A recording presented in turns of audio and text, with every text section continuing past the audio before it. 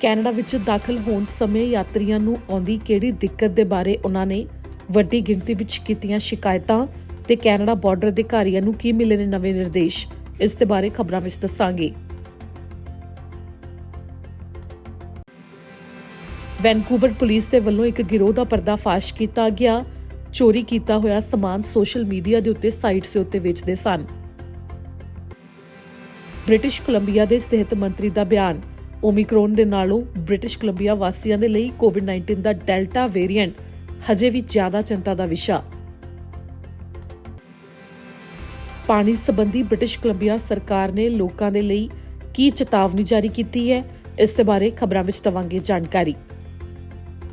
ਸਭ ਤੋਂ ਪਹਿਲੀ ਖਬਰ ਤੁਹਾਨੂੰ ਦੱਸਾਂਗੇ ਜੋ ਪਬਲਿਕ ਸੇਫਟੀ ਮੰਤਰੀ ਮਾਰਕੋ ਮੈਂਡੀਚਿਨੋ ਦੇ ਵੱਲੋਂ ਜਾਣਕਾਰੀ ਸਾਂਝੀ ਕੀਤੀ ਗਈ ਉਸ ਸਮੇਂ ਜਦੋਂ ਕੈਨੇਡਾ ਬਾਰਡਰ ਅਧਿਕਾਰੀਆਂ ਨੂੰ ਨਵੇਂ ਨਿਰਦੇਸ਼ ਦਿੱਤੇ ਗਏ ਨੇ। ਪਾਰਲੀਮੈਂਟ ਦੇ ਵਿੱਚ ਕੀ ਕੁਝ ਕਿਹਾ ਗਿਆ ਉਸ ਦੇ ਬਾਰੇ ਦੱਸਾਂਗੇ।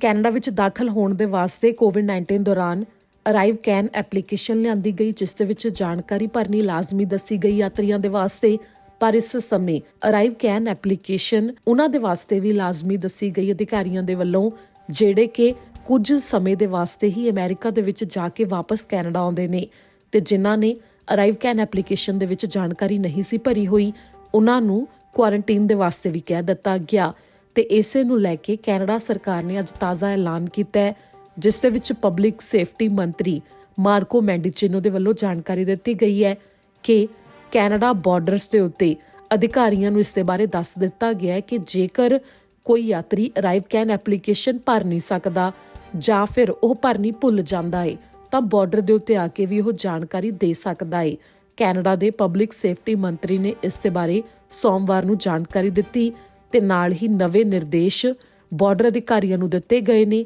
ਜਿਸ ਦੇ ਬਾਰੇ ਦੱਸਿਆ ਗਿਆ ਹੈ ਕਿ ਜਦੋਂ ਵੀ ਉਹਨਾਂ ਨੇ ਹੁਣ ਟਰੈਵਲ ਕਰਨਾ ਹੈ, ਜਿਹੜੇ ਯਾਤਰੀ ਅਰਾਈਵ ਕੈਨ ਐਪਲੀਕੇਸ਼ਨ 'ਚ ਜਾਣਕਾਰੀ ਭਰਨੀ ਭੁੱਲ ਜਾਂਦੇ ਨੇ ਤਾਂ ਉਹ ਬਾਰਡਰ ਦੇ ਉੱਤੇ ਆ ਕੇ ਵੀ ਜਾਣਕਾਰੀ ਦੇ ਸਕਦੇ ਨੇ। ਜਿਹੜੇ ਵੀ ਸਵਾਲ ਪੁੱਛੇ ਜਾਂਦੇ ਨੇ, ਜਿਸ ਦੇ ਬਾਰੇ ਸੋਮਵਾਰ ਨੂੰ ਦੱਸਿਆ ਗਿਆ, ਕਿਉਂਕਿ ਪਾਰਲੀਮੈਂਟ ਦੇ ਵਿੱਚ ਸੈਂਕੜੇ ਸ਼ਿਕਾਇਤਾਂ ਇਸ ਪਾਲਿਸੀ ਦੇ ਸੰਬੰਧੀ ਪਹੁੰਚੀਆਂ, ਜਿਸ ਦੇ ਵਿੱਚ ਇਹ ਕਿਹਾ ਜਾ ਰਿਹਾ ਸੀ ਕਿ ਯਾਤਰੀਆਂ ਦੇ ਲਈ ਉਸ ਸਮੇਂ ਦਿੱਕਤ ਆਉਂਦੀ ਹੈ ਜਦੋਂ ਉਹਨਾਂ ਨੂੰ ਅਰਾਈਵ ਕੈਨ ਐਪਲੀਕੇਸ਼ਨ ਭਰਨ ਦੇ ਵਾਸਤੇ ਕਿਹਾ ਜਾਂਦਾ ਹੈ ਕਿ ਕਈ ਤਾਂ ਭਰ ਹੀ ਨਹੀਂ ਸਕਦੇ ਕਿ ਉਹਨਾਂ ਦੇ ਕੋਲ ਫੋਨ ਨਹੀਂ ਹੁੰਦਾ ਜਾਂ ਫਿਰ ਕੋਈ ਹੋਰ ਸਹੂਲਤ ਨਹੀਂ ਹੁੰਦੀ ਤੇ ਕਈ ਭੁੱਲ ਜਾਂਦੇ ਨੇ ਤਾਂ ਉਸ ਸਮੇਂ ਉਹਨਾਂ ਨੂੰ ਫਾਈਨ ਜਾਂ ਫਿਰ ਕੁਆਰੰਟਾਈਨ ਦਾ ਸਾਹਮਣਾ ਕਰਨਾ ਪੈ ਰਿਹਾ ਸੀ। ਤਾਂ ਉਸ ਤੋਂ ਬਾਅਦ ਇਹ ਫੈਸਲਾ ਲਿਆ ਗਿਆ, ਜਿਸ ਦੇ ਬਾਰੇ ਪਬਲਿਕ ਸੇਫਟੀ ਮੰਤਰੀ ਮਾਰਕੋ ਮੈਂਡੀਚਿਨੋ ਨੇ ਹਾਊਸ ਆਫ ਕਾਮਨਸ ਦੇ ਵਿੱਚ ਜਾਣਕਾਰੀ ਦਿੱਤੀ। ਜਿਵੇਂ ਇਸ ਸਮੇਂ ਕੋਵਿਡ-19 ਦਾ ਓਮਿਕਰੋਨ ਵੇਰੀਐਂਟ ਵੀ ਖਤਰਾ ਬਣਿਆ ਹੋਇਆ ਹੈ ਤਾਂ ਅਜਿਹੇ ਵਿੱਚ ਕੈਨੇਡਾ ਵਾਸੀਆਂ ਦੀ ਬਾਰਡਰ ਦੇ ਉੱਤੇ ਜਦੋਂ ਕੋਈ ਦਾਖਲ ਹੁੰਦਾ ਹੈ, ਸੁਰੱਖਿਆ ਦੇ ਮੱਦੇਨਜ਼ਰ ਕਦਮ ਚੁੱਕੇ ਜਾਣ ਤੋਂ ਕਦੀ ਵੀ ਉਹਨਾਂ ਦੀ ਸਰਕਾਰ ਪਿੱਛੇ ਨਹੀਂ ਹਟੇਗੀ। ਜਿਸ ਦੇ ਵਿੱਚ ਉਹਨਾਂ ਨੇ ਕਿਹਾ ਕਿ ਜਦੋਂ ਅਰਾਈਵ ਕੈਨ ਐਪਲੀਕੇਸ਼ਨ ਦੀ ਗੱਲ ਆਉਂਦੀ ਹੈ ਤਾਂ ਉਹ ਸਥਾਈ ਬਣਾਉਂਦੇ ਨੇ ਕਿ ਕੈਨੇਡਾ ਬਾਰਡਰ ਸਰਵਿਸਿਜ਼ ਏਜੰਸੀ ਦੇ ਅਧਿਕਾਰੀਆਂ ਦੇ ਨਾਲ ਉਹਨਾਂ ਨੇ ਗੱਲਬਾਤ ਕਰ ਲਈ ਹੈ, ਜਿਸ ਦੇ ਵਿੱਚ ਨਵੇਂ ਨਿਰਦੇਸ਼ ਵੀ ਦੇ ਦਿੱਤੇ ਗਏ ਨੇ। ਇੱਥੇ ਜ਼ਿਕਰਯੋਗ ਹੈ ਕਿ ਜਦੋਂ ਤੋਂ ਓਮਿਕਰੋਨ ਵੇਰੀਐਂਟ ਫੈਲਣ ਦੇ ਮਾਮਲੇ ਸਾਹਮਣੇ ਆਏ ਨੇ, ਉਦੋਂ ਤੋਂ ਕੈਨੇਡਾ ਸਰਕਾਰ ਵੱਲੋਂ ਬਾਰਡਰ ਦੇ ਉੱਤੇ ਕੁਝ ਨਵੀਆਂ ਹਦਾਇਤਾਂ ਵੀ ਜੋੜੀਆਂ ਗਈਆਂ ਨੇ, ਜਿਸ ਦੇ ਵਿੱਚ ਇਹ ਵੀ ਕਿਹਾ ਗਿਆ ਹੈ ਕਿ 10 ਅਫਰੀਕਨ ਦੇਸ਼ ਜਿੱਥੇ ਕੋਈ ਯਾਤਰੀ ਜਾ ਕੇ ਆਇਆ ਹੋਵੇ ਉਹਨਾਂ ਦੇ ਲਈ ਹਦਾਇਤਾਂ ਲਾਈਆਂ ਗਈਆਂ ਨੇ ਤੇ ਨਾਲ ਹੀ ਕੁਆਰੰਟਾਈਨ ਤੇ ਟੈਸਟ ਦੇ ਲਈ ਨਵੀਆਂ ਹਦਾਇਤਾਂ ਵੀ ਯਾਤਰੀਆਂ ਵਾਸਤੇ ਜੋੜੀਆਂ ਗਈਆਂ ਨੇ, ਜੋ ਕਿ ਸਾਰੇ ਯਾਤਰੀਆਂ ਦੇ ਉੱਤੇ ਲਾਗੂ ਹੁੰਦੀਆਂ ਨੇ। This government will never hesitate to put in place the public healthcare measures which are required at the border to protect all Canadians, particularly now as we continue to learn more about the variant of concern, Omicron. It's absolutely necessary that we exercise an abundance of caution at the borders to protect everyone so that we can protect the progress that we've made thus far. And with regards to ArriveCan, I want to assure my colleague that I've spoken with the CBSA so that there's additional guidance to provide the opportunity for travellers to provide the information that is necessary on ArriveCan in person at the borders. ਅੱਗੇ ਜਾਣਕਾਰੀ ਜੋ Vancouver police ਨੇ ਇੱਕ ਗਿਰੋਹ ਦਾ ਪਰਦਾਫਾਸ਼ ਕੀਤਾ ਹੈ। 2 ਜਣਿਆਂ ਦੇ ਉੱਤੇ ਕਈ ਮਾਮਲੇ ਦਰਜ ਕੀਤੇ ਨੇ, ਜਿਨ੍ਹਾਂ ਦੇ ਵੱਲੋਂ ਚੋਰੀ ਕੀਤਾ ਹੋਇਆ ਸਮਾਨ ਸੋਸ਼ਲ ਮੀਡੀਆ ਦੇ ਉੱਤੇ ਅੱਗੇ ਵੇਚਿਆ ਜਾਂਦਾ ਸੀ। ਵੈਨਕੂਵਰ ਪੁਲਿਸ ਨੇ ਜਾਣਕਾਰੀ ਦਿੱਤੀ ਹੈ ਕਿ ਉਹਨਾਂ ਨੇ ਇੱਕ ਸਟਿੰਗ ਆਪਰੇਸ਼ਨ ਚਲਾਇਆ, ਜਿਸ ਤੋਂ ਬਾਅਦ ਇੱਕ ਮਾਮਲੇ ਦਾ ਪਰਦਾਫਾਸ਼ ਕੀਤਾ ਗਿਆ ਹੈ। ਦਰਅਸਲ ਪੁਲਿਸ ਅਧਿਕਾਰੀਆਂ ਦਾ ਕਹਿਣਾ ਹੈ ਕਿ ਜਾਂਚ ਹਜੇ ਉਹਨਾਂ ਦੀ ਪੂਰੀ ਨਹੀਂ ਹੋਈ ਹੈ, ਜਿਸ ਦੇ ਵਿੱਚ ਹੋਰ ਵਿਅਕਤੀਆਂ ਦੇ ਨਾਮ ਵੀ ਸ਼ਾਮਲ ਹੋ ਸਕਦੇ ਨੇ। ਫਿਲਹਾਲ 2 ਵਿਅਕਤੀਆਂ ਦੇ ਉੱਤੇ ਕਈ ਮਾਮਲੇ ਦਰਜ ਕੀਤੇ ਗਏ ਨੇ, ਜਿਸ ਦੇ ਵਿੱਚ ਪੁਲਿਸ ਦੇ ਵੱਲੋਂ ਉਹ ਸਮਾਨ ਵੀ ਦਿਖਾਇਆ ਗਿਆ ਜੋ ਚੋਰੀ ਕੀਤਾ ਗਿਆ ਤੇ ਆਨਲਾਈਨ ਵੱਖੋ ਵੱਖਰੀਆਂ ਸਾਈਟਸ ਦੇ ਉੱਤੇ ਵੇਚਿਆ ਜਾ ਰਿਹਾ ਸੀ। ਜਿਸ ਦੇ ਵਿੱਚ ਫੇਸਬੁੱਕ ਤੇ ਮਾਰਕੀਟਪਲੇਸ ਤੇ ਨਾਲ ਹੀ ਕ੍ਰੈਗਲਿਸਟ ਵਰਗੀਆਂ ਸਾਈਟਸ ਵੀ ਸ਼ਾਮਲ ਨੇ, ਜਿੱਥੇ ਕਿ ਚੋਰੀ ਦਾ ਸਮਾਨ ਵੇਚਿਆ ਜਾ ਰਿਹਾ ਸੀ, ਜਿਸ ਨੂੰ ਲੈ ਕੇ ਵੈਨਕੂਵਰ ਪੁਲਿਸ ਨੇ ਜਾਣਕਾਰੀ ਦਿੱਤੀ ਕਿ ਉਹਨਾਂ ਦੇ ਵੱਲੋਂ ਇਸ ਮਾਮਲੇ ਦੇ ਉੱਤੇ ਸੋਸ਼ਲ ਮੀਡੀਆ ਤੇ ਵੀ ਜੋ ਵੇਚਣ ਸੰਬੰਧੀ ਸਮਾਨ ਨੂੰ ਪੋਸਟ ਪਾਏ ਹੋਏ ਸਨ, ਜਾਂਚ ਕੀਤੀ ਜਾ ਰਹੀ ਸੀ, ਜਿਸ ਤੋਂ ਬਾਅਦ ਇਸ ਮਾਮਲੇ ਦੇ ਉੱਤੇ ਹੋਰ ਜ਼ਿਆਦਾ ਜਾਂਚ ਚੱਲੇਗੀ ਅੱਗੇ, ਜਿਸ ਦੇ ਵਿੱਚ ਪੁਲਿਸ ਅਧਿਕਾਰੀਆਂ ਦਾ ਮੰਨਣਾ ਹੈ ਕਿ ਹੋਰ ਜ਼ਿਆਦਾ ਵਿਅਕਤੀ ਵੀ ਇਸ ਦੇ ਵਿੱਚ ਸ਼ਾਮਲ ਹੋ ਸਕਦੇ ਨੇ। ਇਸ ਸਾਲ ਦੀ ਸ਼ੁਰੂਆਤ ਤੋਂ ਇਸ ਸੰਬੰਧੀ ਜਾਂਚ ਕੀਤੀ ਜਾ ਰਹੀ ਹੈ, ਜਿਸ ਤੋਂ ਬਾਅਦ ਪੁਲਿਸ ਅਧਿਕਾਰੀਆਂ ਨੇ ਹੁਣ ਜਾਣਕਾਰੀ ਦਿੱਤੀ ਹੈ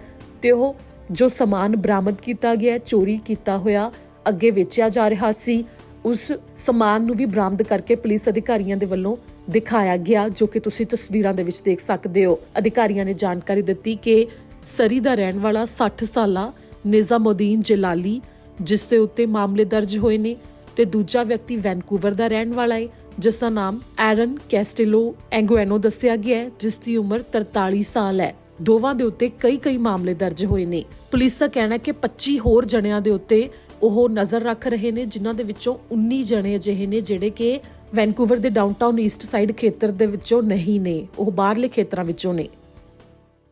ਬ੍ਰਿਟਿਸ਼ ਕੋਲੰਬੀਆ ਦੇ ਸਿਹਤ ਮੰਤਰੀ ਦਾ ਬਿਆਨ ਆਇਆ, ਜਿਸ ਦੇ ਵਿੱਚ ਉਹਨਾਂ ਨੇ ਓਮਿਕਰੋਨ ਦੇ ਨਾਲੋਂ ਬ੍ਰਿਟਿਸ਼ ਕੋਲੰਬੀਆ ਵਾਸੀਆਂ ਦੇ ਲਈ ਕੋਵਿਡ-19 ਦੇ ਡੈਲਟਾ ਵੇਰੀਐਂਟ ਨੂੰ ਜ਼ਿਆਦਾ ਚਿੰਤਾਜਨਕ ਦੱਸਿਆ।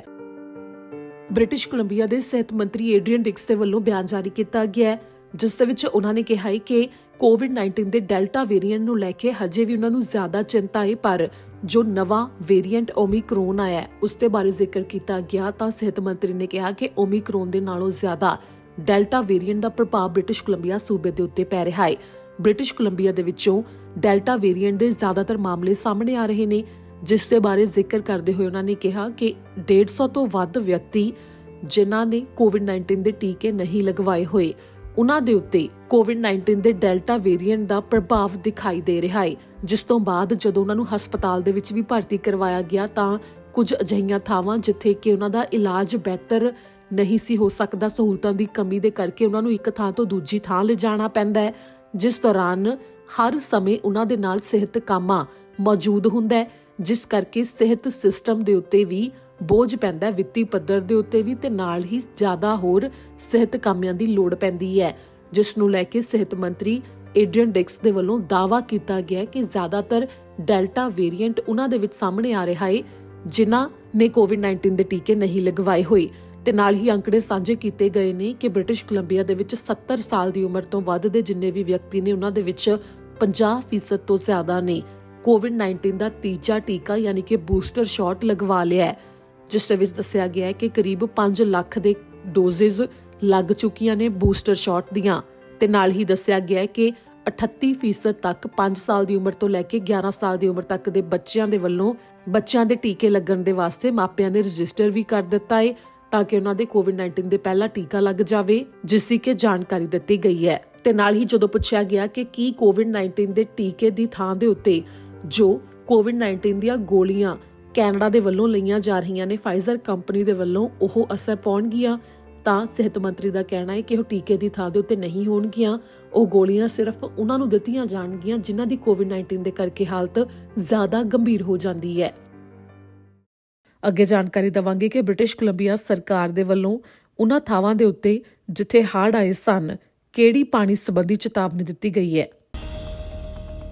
ਜਿਨ੍ਹਾਂ ਦੇ ਘਰ ਸ਼ਹਿਰ ਤੋਂ ਜ਼ਿਆਦਾ ਦੂਰੀ ਦੇ ਉੱਤੇ ਹੁੰਦੇ ਨੇ, ਜਿੱਥੇ ਕਿ ਸਿਟੀ ਦੇ ਵੱਲੋਂ ਦਿੱਤੀ ਜਾਣ ਵਾਲੀ ਪਾਣੀ ਦੀ ਪਾਈਪਲਾਈਨ ਦਾ ਕਨੈਕਸ਼ਨ ਨਾ ਲਿਆ ਗਿਆ ਹੋਵੇ ਜਾਂ ਫਿਰ ਖੇਤੀਬਾੜੀ ਦੇ ਕਰਕੇ ਪਾਣੀ ਦੀ ਜ਼ਿਆਦਾ ਲੋੜ ਪੈਂਦੀ ਹੋਵੇ ਤਾਂ ਉੱਥੇ ਖੂਹ ਜਾਂ ਨਲਕੇ ਦੀ ਵਰਤੋਂ ਕੀਤੀ ਜਾਂਦੀ ਹੈ। ਤਾਂ ਅਜਿਹੇ ਵਿੱਚ ਬ੍ਰਿਟਿਸ਼ ਕੋਲੰਬੀਆ ਦੇ ਅੰਦਰ ਫਰੇਜ਼ਰ ਵੈਲੀ ਤੇ ਮੈਟਰੋ ਵੈਨਕੂਵਰ ਖੇਤਰ ਦੇ ਵਾਸਤੇ ਚੇਤਾਵਨੀ ਜਾਰੀ ਕੀਤੀ ਗਈ ਹੈ, ਜਿਸ ਦੇ ਵਿੱਚ ਕਿਹਾ ਗਿਆ ਹੈ ਕਿ ਖਾਸ ਤੌਰ ਦੇ ਉੱਤੇ ਖੂਹ ਦਾ ਪਾਣੀ ਜਿਨ੍ਹਾਂ ਵੱਲੋਂ ਵਰਤਿਆ ਜਾਂਦਾ ਹੈ,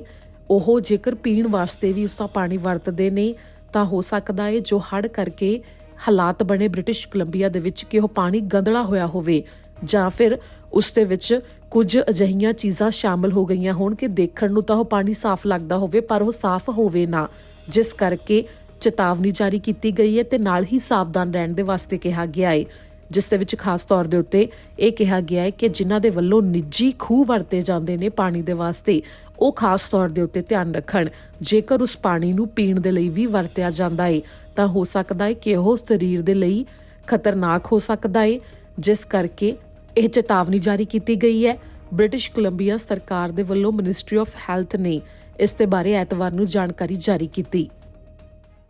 ਅੱਗੇ ਜਾਣਕਾਰੀ ਵਿਸਥਾਰ ਦੇ ਵਿੱਚ ਦੱਸਾਂਗੇ ਕਿ ਬ੍ਰਿਟਿਸ਼ ਕੋਲੰਬੀਆ ਦੇ ਵਿੱਚ ਹੜ੍ਹ ਕਰਕੇ ਜੋ ਹਾਲਾਤ ਬਣੇ, ਉਸ ਤੋਂ ਬਾਅਦ ਇਸ ਸਮੇਂ ਸਰਕਾਰ ਵੱਲੋਂ ਕੀ ਕਦਮ ਚੁੱਕੇ ਜਾ ਰਹੇ ਨੇ। ਬ੍ਰਿਟਿਸ਼ ਕੋਲੰਬੀਆ ਸਰਕਾਰ ਦੇ ਵੱਲੋਂ ਇੱਕ ਕਰਕੇ ਜਾਣਕਾਰੀ ਸਾਂਝੀ ਕੀਤੀ ਗਈ ਹੈ। ਵੱਖੋ ਵੱਖਰੇ ਪੱਧਰ ਦੇ ਉੱਤੇ ਉਹਨਾਂ ਦੇ ਵਾਸਤੇ ਜਿਹੜੇ ਕਿ ਹੜ੍ਹ ਪ੍ਰਭਾਵਿਤ ਖੇਤਰ ਨੇ, ਜਿਸ ਦੇ ਵਿੱਚ ਸਭ ਤੋਂ ਪਹਿਲਾਂ ਉਹਨਾਂ ਨੇ ਸੂਚੀ ਜਾਰੀ ਕੀਤੀ ਹੈ ਜਿਨ੍ਹਾਂ ਖੇਤਰਾਂ ਦੇ ਵਿੱਚ ਮਦਦ ਦਿੱਤੀ ਜਾਵੇਗੀ। ਜਿੱਥੇ ਵੀ ਦਸੰਬਰ ਵਿੱਚ ਆਏ ਹੜ੍ਹਾਂ ਅਤੇ ਲੈਂਡਸਲਾਈਡਸ ਕਰਕੇ ਲੋਕਾਂ ਦਾ ਨੁਕਸਾਨ ਹੋਇਆ ਸੀ, ਉਹਨਾਂ ਸਾਰੇ ਇਲਾਕਿਆਂ ਨੂੰ ਹੁਣ ਡਿਜ਼ਾਸਟਰ ਫਾਈਨੈਂਸ਼ੀਅਲ ਅਸਿਸਟੈਂਸ ਪ੍ਰੋਗਰਾਮ ਦੇ ਲਈ ਐਲੀਜੀਬਲ ਕਰਾਰ ਕਰ ਦਿੱਤਾ ਗਿਆ ਹੈ। ਇਹਨਾਂ ਇਲਾਕਿਆਂ ਵਿੱਚ ਸ਼ਾਮਲ ਹਨ ਸੂਬੇ ਦੇ north West, south West, central, south East ਅਤੇ ਵੈਨਕੂਵਰ ਆਈਲੈਂਡ ਦੇ ਇਲਾਕੇ। ਤੇ ਉਸ ਤੋਂ ਬਾਅਦ ਤੁਹਾਨੂੰ ਦੱਸ ਦਈਏ ਕਿ ਜੋ ਫੌਜੀ ਬ੍ਰਿਟਿਸ਼ ਕੋਲੰਬੀਆ ਦੇ ਵਿੱਚ ਪਹੁੰਚੇ ਹੋਏ ਸਨ ਮਦਦ ਦੇ ਵਾਸਤੇ, ਉਹ ਵਾਪਸ ਜਾਣੇ ਸ਼ੁਰੂ ਹੋ ਗਏ ਨੇ, ਪਰ ਚਿਲਾਵੈਕ ਦੇ ਵਿੱਚ ਹਜੇ ਵੀ 100 ਤੋਂ ਵੱਧ ਫੌਜੀ ਤੈਨਾਤ ਨੇ। ਜਿਹੜੇ ਆਰਮੀ ਦੇ ਆਫੀਸਰਸ ਹੜ੍ਹਾਂ ਨਾਲ ਪ੍ਰਭਾਵਿਤ ਲੋਕਾਂ ਦੀ ਮਦਦ ਕਰ ਰਹੇ ਸਨ, ਉਹਨਾਂ ਵਿੱਚੋਂ ਕੁਝ ਅੱਜ ਤੋਂ ਵਾਪਸ ਜਾਣੇ ਸ਼ੁਰੂ ਹੋ ਜਾਣਗੇ। ਇਹਨਾਂ ਵਿੱਚੋਂ 126 ਟਰੁੱਪ ਹਾਲੇ ਵੀ ਚਿਲਾਵੈਕ ਵਿੱਚ ਤਾਇਨਾਤ ਕੀਤੇ ਹੋਏ ਹਨ ਤਾਂ ਕਿ ਲੋੜ ਮੁਤਾਬਕ ਕਿਸੇ ਐਮਰਜੈਂਸੀ ਸਥਿਤੀ ਦੇ ਵਿੱਚ ਉਹ ਮਦਦ ਕਰ ਸਕਣ। ਅੱਗੇ ਜਾਣਕਾਰੀ ਹੈ ਕਿ ਹੜ੍ਹ ਦੇ ਕਰਕੇ ਜਿਨ੍ਹਾਂ ਨੂੰ ਘਰ ਖਾਲੀ ਕਰਨੇ ਪਏ, ਉਹਨਾਂ ਦੇ ਵਾਸਤੇ 15 ਦਸੰਬਰ ਤੋਂ ਮਦਦ ਹੈ ਜੋ ਉਹ ਸਿਟੀ ਨਹੀਂ ਸਗੋਂ ਰੈੱਡ ਕਰਾਸ ਦੇ ਰਾਹੀਂ ਹੋਵੇਗੀ, ਪਰ ਉਸ ਦੀ ਫੰਡਿੰਗ ਸੂਬਾ ਸਰਕਾਰ ਕਰੇਗੀ। ਜਿਹੜੇ ਲੋਕਾਂ ਨੂੰ ਇਵੈਕੂਏਟ ਯਾਨੀ ਘਰ ਛੱਡ ਕੇ ਜਾਣ ਲਈ ਕਿਹਾ ਗਿਆ ਸੀ, ਉਹਨਾਂ ਲਈ ਮਦਦ ਲਈ ਚੱਲ ਰਹੇ ਪ੍ਰੋਗਰਾਮ 15 ਦਸੰਬਰ ਤੋਂ ਲੋਕਲ ਸਰਕਾਰਾਂ ਤੋਂ ਲੈ ਕੇ ਰੈੱਡ ਕਰਾਸ ਨੂੰ ਦੇ ਦਿੱਤੇ ਜਾਣਗੇ ਅਤੇ ਫੰਡਿੰਗ ਸੂਬਾ ਸਰਕਾਰ ਵੱਲੋਂ ਦਿੱਤੀ ਜਾਏਗੀ। ਅੱਗੇ ਜਾਣਕਾਰੀ ਜਿਵੇਂ ਤੁਹਾਨੂੰ ਪਹਿਲਾਂ ਦੱਸਿਆ ਸੀ ਕਿ ਪਾਈਪਲਾਈਨ ਐਤਵਾਰ ਤੋਂ ਖੋਲ ਦਿੱਤੀ ਗਈ ਹੈ, ਜੋ ਟਰਾਂਸ ਮਾਊਂਟੇਨ ਪਾਈਪਲਾਈਨ ਹੈ, ਜਿਸ ਦੇ ਰਾਹੀਂ ਅਲਬਰਟਾ ਤੋਂ ਬ੍ਰਿਟਿਸ਼ ਕੋਲੰਬੀਆ ਤੱਕ ਤੇਲ ਪਹੁੰਚਦਾ ਹੈ। ਪਰ ਫਿਰ ਵੀ ਹਜੇ ਬ੍ਰਿਟਿਸ਼ ਕੋਲੰਬੀਆ ਵਿੱਚ ਐਮਰਜੈਂਸੀ ਨੂੰ ਹਟਾਇਆ ਨਹੀਂ ਗਿਆ ਕਿ ਐਮਰਜੈਂਸੀ ਦੇ ਕਰਕੇ 30 ਲੀਟਰ ਤੱਕ ਜੋ ਸੀਮਾ ਲਗਾਈ ਗਈ ਸੀ, ਜਿਹੜੇ ਕਿ ਗੈਰ ਜ਼ਰੂਰੀ ਵਾਹਨ ਨੇ, ਉਹਨਾਂ ਦੇ ਵਾਸਤੇ ਉਹ ਉਸੇ ਤਰ੍ਹਾਂ ਲਾਗੂ ਰਹੇਗੀ। ਟਰਾਂਸ ਮਾਊਂਟੇਨ ਪਾਈਪਲਾਈਨ ਦੁਬਾਰਾ ਚਲਾ ਦਿੱਤੀ ਗਈ ਹੈ, ਪਰ ਹਾਲੇ ਤੱਕ ਹਾਲਾਤ ਨਾਰਮਲ ਹੋਣ ਅਤੇ 30 ਲੀਟਰ ਦੇ ਫਿਊਲ ਜਿਹੜੇ ਆਰਡਰ ਨੇ ਉਹਨਾਂ ਨੂੰ ਵਾਪਸ ਲੈਣ ਲਈ ਸਮਾਂ ਲੱਗੇਗਾ। ਹੁਣ ਤੁਹਾਨੂੰ ਦੱਸਾਂਗੇ ਜੋ ਬ੍ਰਿਟਿਸ਼ ਕੋਲੰਬੀਆ ਸਰਕਾਰ ਦੇ ਵੱਲੋਂ ਐਲਾਨ ਕੀਤਾ ਗਿਆ ਤੇ ਜਾਣਕਾਰੀ ਦਿੱਤੀ ਗਈ ਹੈ, ਜੋ ਹਾਈਵੇ ਨੇ, ਕਿਹੜਾ ਹਾਈਵੇ ਖੋਲ ਦਿੱਤਾ ਗਿਆ ਤੇ ਕਿਹੜਾ ਹਜੇ ਵੀ ਬੰਦ ਹੈ, ਇਸ ਦੇ ਬਾਰੇ ਪੂਰੀ ਜਾਣਕਾਰੀ। ਹਾਈਵੇ 11 ਜੋ ਐਬਟਸਫੋਰਡ ਤੋਂ ਮਿਸ਼ਨ ਨੂੰ ਜੋੜਦਾ ਹੈ, ਉਹ ਦੁਬਾਰਾ ਲੋਕਾਂ ਅਤੇ ਐਮਰਜੈਂਸੀ ਵਹੀਕਲ ਦੇ ਲਈ ਖੋਲ ਦਿੱਤਾ ਗਿਆ। ਇਸ ਸਮੇਂ ਇੱਥੇ ਸਿਰਫ ਸਿੰਗਲ ਲੇਨ ਟ੍ਰੈਫਿਕ ਚੱਲ ਰਹੀ ਹੈ ਕਿਉਂਕਿ ਰਿਪੇਅਰ ਦਾ ਵਰਕ ਹਲੇ ਜਾਰੀ ਹੈ। ਹਾਈਵੇ 99 ਜੋ ਇੱਕ ਲੈਂਡਸਲਾਈਡ ਹੋਣ ਕਰਕੇ ਬੁੱਧਵਾਰ ਰਾਤ ਨੂੰ ਬੰਦ ਕਰਨਾ ਪਿਆ ਸੀ, ਹੁਣ ਇਹ ਹਾਈਵੇ 99 ਨੂੰ ਪੈਂਬਰਟਨ ਤੋਂ ਲਿਲੋਇਟ ਤੱਕ ਦੁਬਾਰਾ ਖੋਲ੍ਹ ਦਿੱਤਾ ਗਿਆ। ਇਹ ਸਨ ਅੱਜ ਦੇ ਯਾਨੀ 6 ਦਸੰਬਰ 2021 ਦੇ